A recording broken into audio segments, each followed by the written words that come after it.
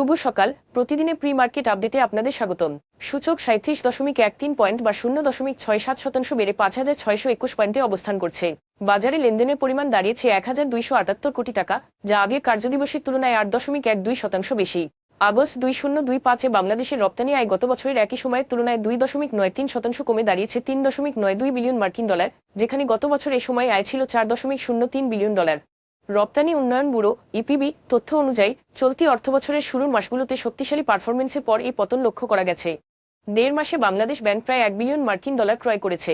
শুধু সর্বশেষ লেনদেনে $47.50 মিলিয়ন ক্রয় করা হয়েছে। এর লক্ষ্য হল বৈদেশিক মুদ্রার বিনিময় হার স্থিতিশীল রাখা এবং রেমিট্যান্স ও রপ্তানি প্রবাহ বাড়ানো।